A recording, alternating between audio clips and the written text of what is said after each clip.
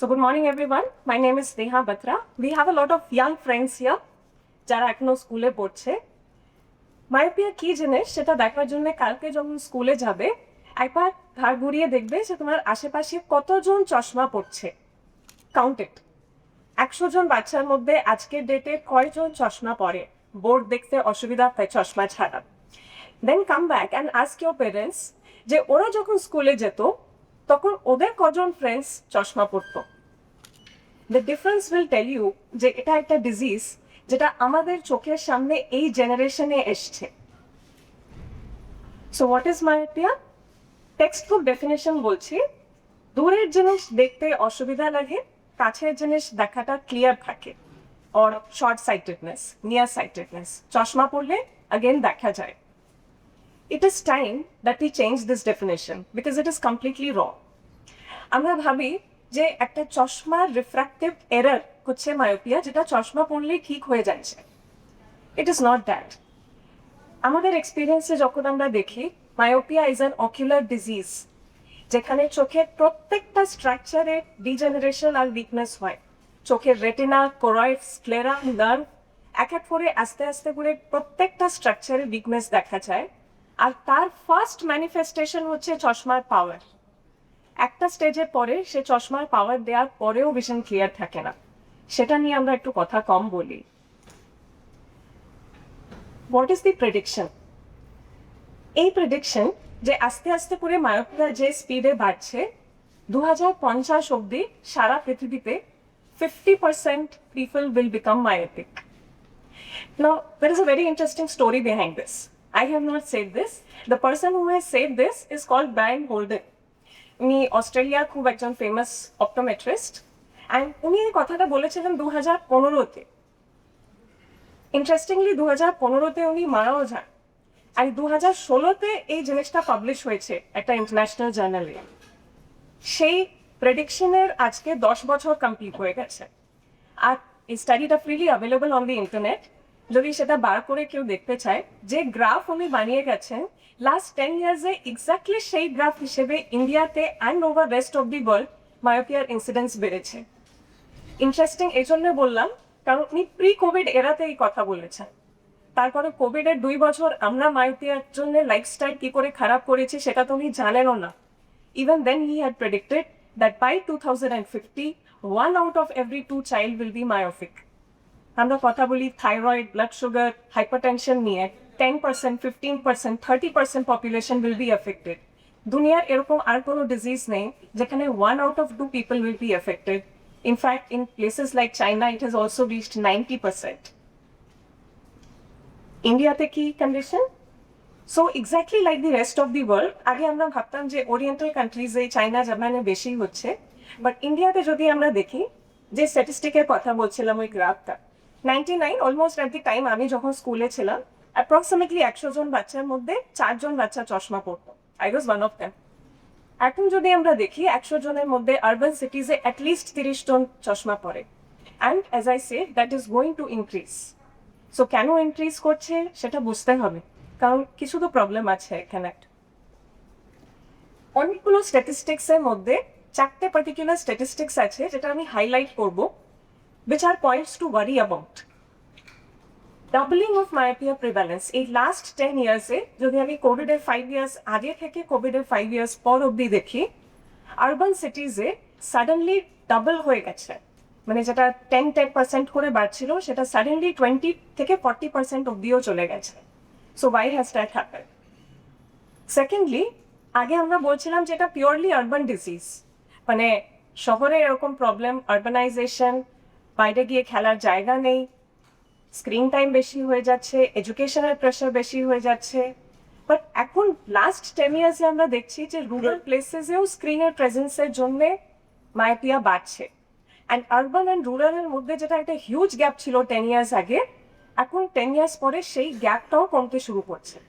That is a point to worry about, কারণ rural জায়গাগুলোতে availability of glasses, availability of ophthalmologist, optometrist and special types of myopia control treatment is still not available.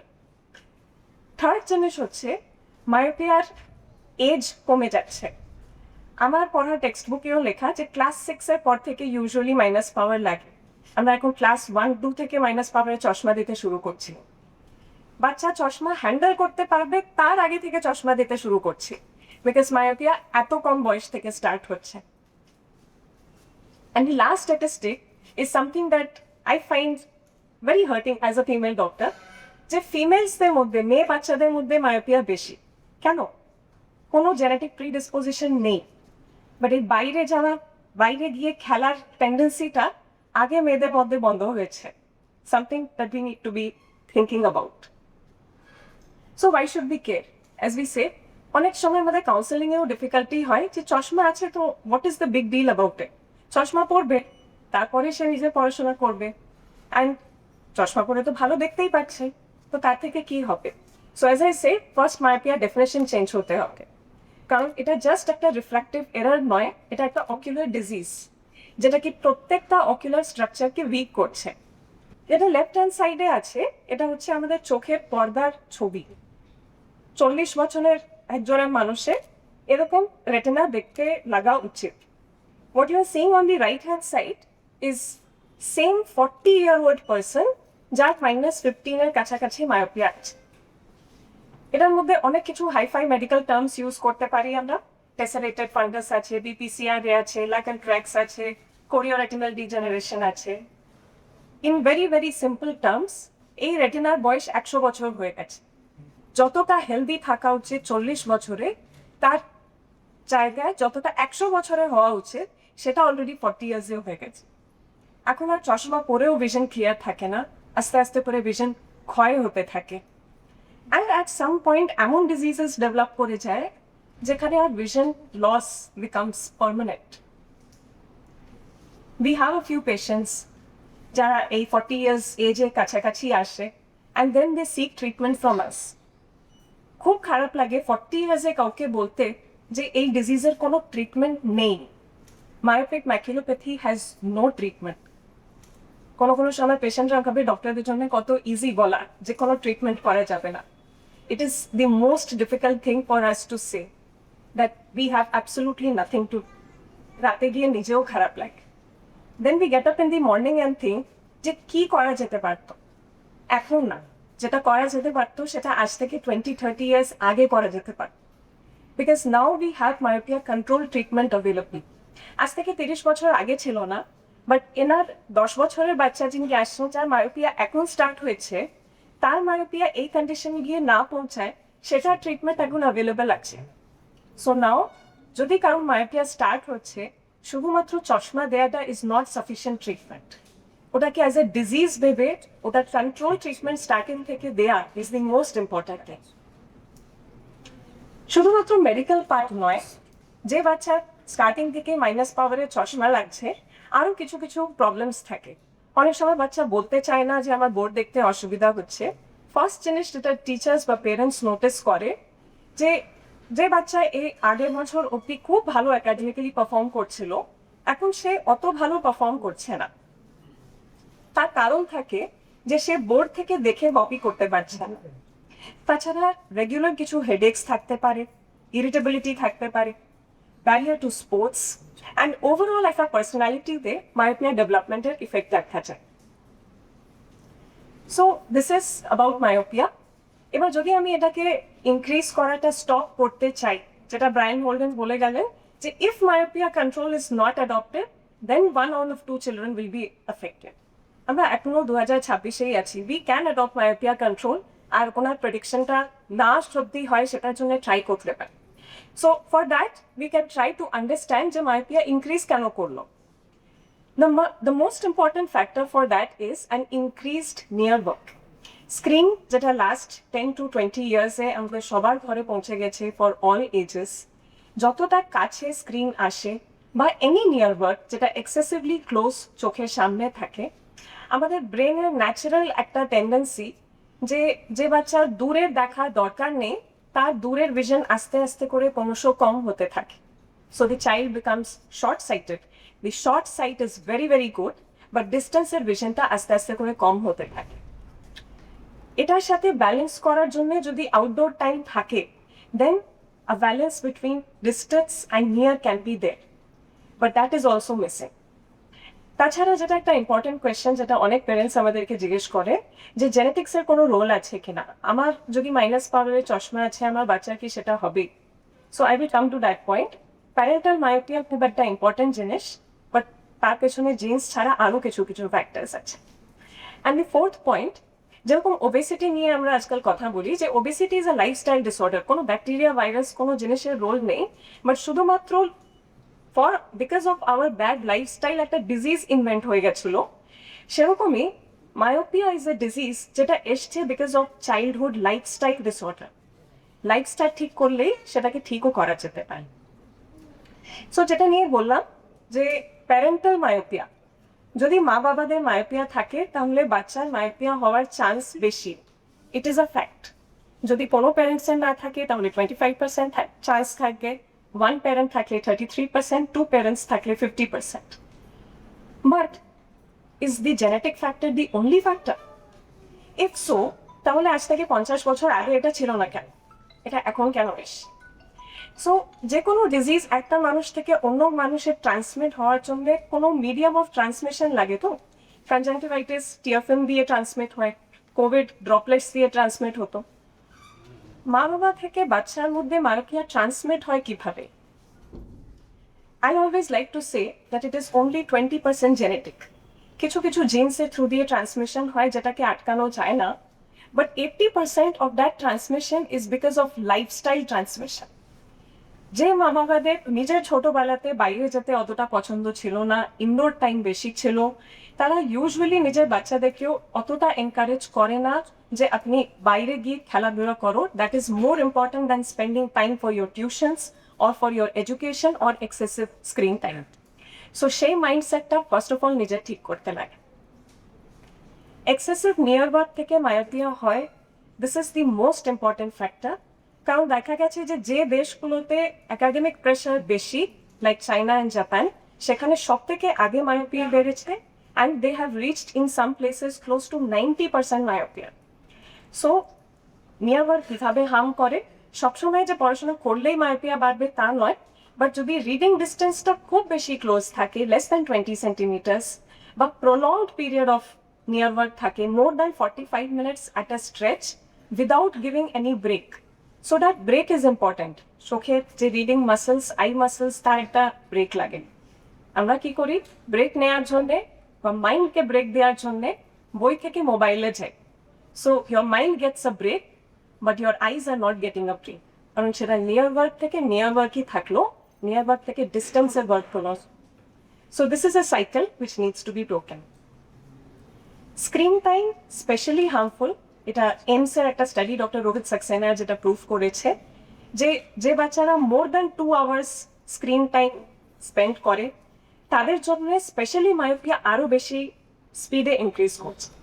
In fact retrospectively এটা আমরা কোভিডের টাইমেও বুঝলাম, কারণ যখন outdoors lock হয়ে গেল অ্যান্ড স্ক্রিন টাইম হাই হয়ে গেল, এডুকেশন অনলাইন হয়ে গেল, তারপর থেকে ডাবল হয়ে গেল myopia prevalence.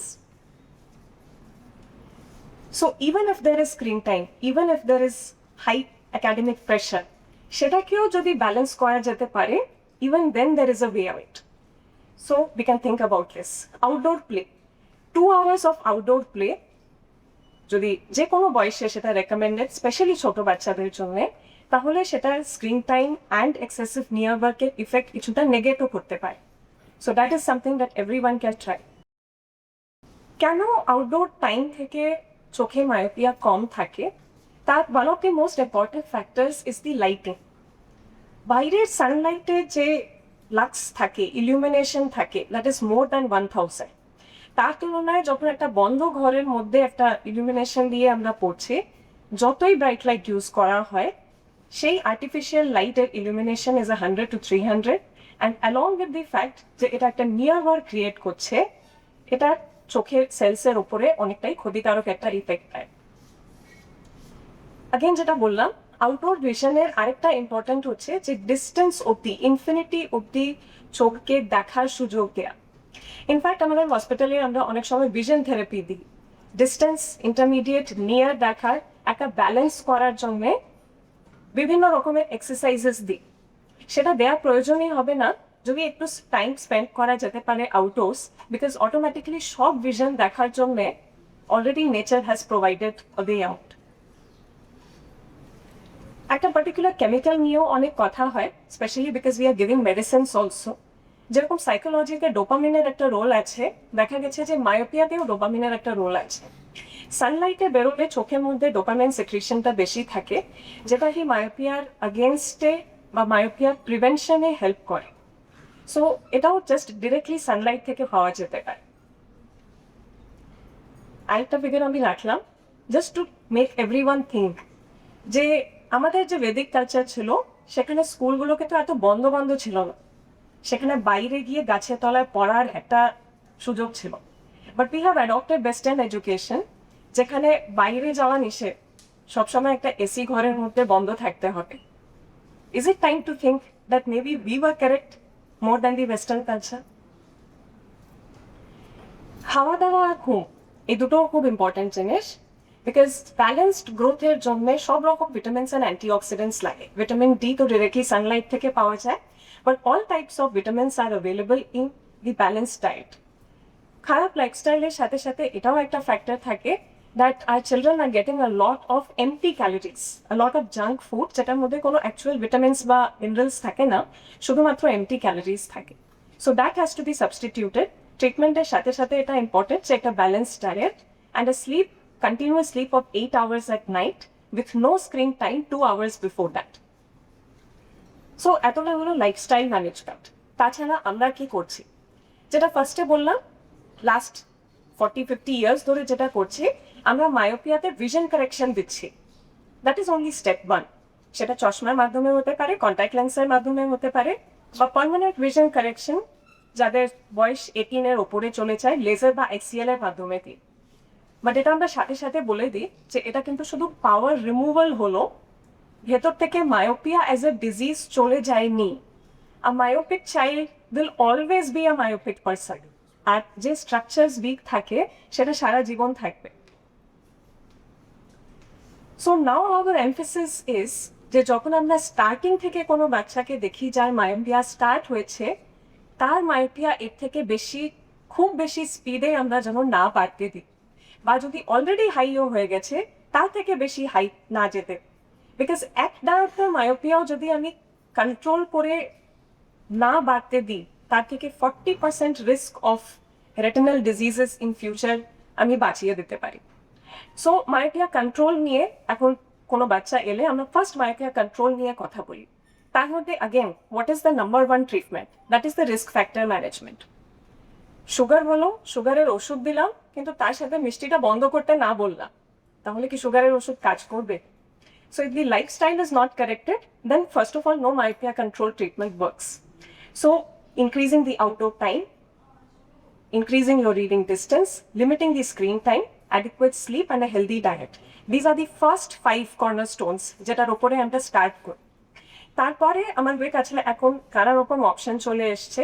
There are myopia control eye drops which are widely available throughout the country, and কিছু কিছু optical treatment, myopia control glasses and contact lenses are now available.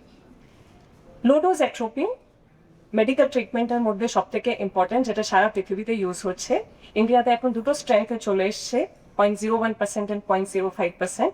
It is a very very easy treatment, কারণ just রাতে একটা drop দিতে লাগে, mostly কোনো side effects হয় না, জাস্ট মনে রেখে ড্রপটা দিতে লাগে।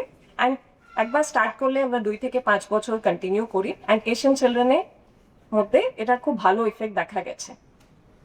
হালকা যাদের শুধু ড্রপস দিয়ে কন্ট্রোল হয় না, বা এখন ইভেন আমরা স্টার্টিং থেকে বলি যে one of the first treatment for myopia control is a myopia control glass. এটা চশমার টেকনোলজি এরকম থাকে যেটার মধ্যে বাচ্চার পাওয়ারও দেয়া থাকে, প্লাস পাওয়ারটা না বাড়লে সেই ট্রিটমেন্টটাও ওর মধ্যে দেয়া থাকে।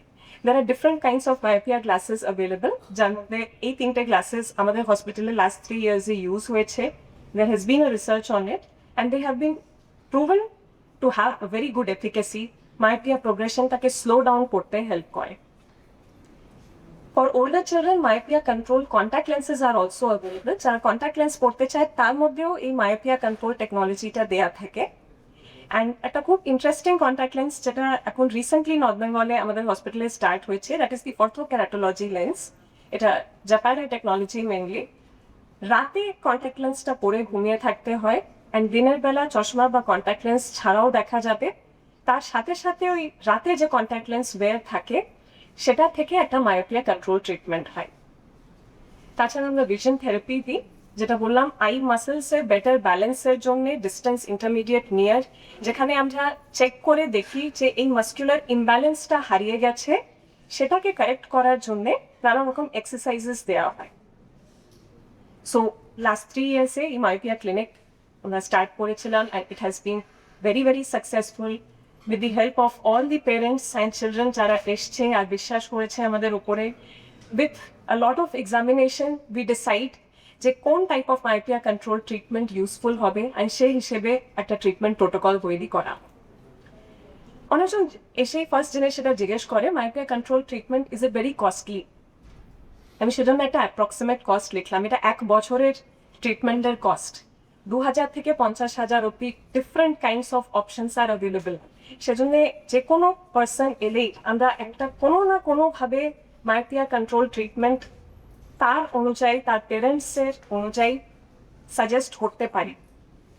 Still if you feel that myopia control is costly, যেটা নাম্বার 1 লেখা আছে সেটা আগেন আমার কথা নয়, জামা অপথ্যালমোলজিতে পাবলিশড স্টাডি, যে most cost effective myopia control treatment is 2 hours of outdoor activity, যা কস্ট ব্র্যাকেটে লেখা আছে FOC, ফ্রি অফ কস্ট। এটাও যদি না অ্যাফোর্ড করতে পারি আমরা নিজের বাচ্চাদের জন্য, then the problem is in our mindset, not in our pockets, because it costs time, not money. So I will just end by saying this for all the young children who are here: what can you do to protect your eyes?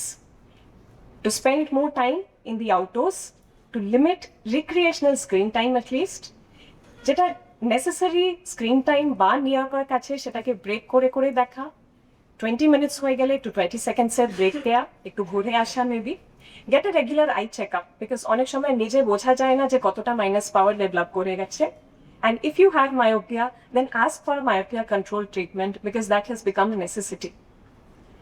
Because যে minus পাওয়ারের চশমা আমরা এই 10 বছরে লাগাচ্ছি, সেটাকে যদি আমরা এখন থেকে কন্ট্রোল না করি, তাহলে 40 বছরে গিয়ে যে থিক গ্লাস আর তার সাথে সাথে মায়োপিক ম্যাকুলোপ্যাথি হবে, সেটাকে আর রিভার্স করা পসিবল হবে না। So this is my last quote, that if we want our children to move mountains, we first have to get them out of their chairs. Thank you very much.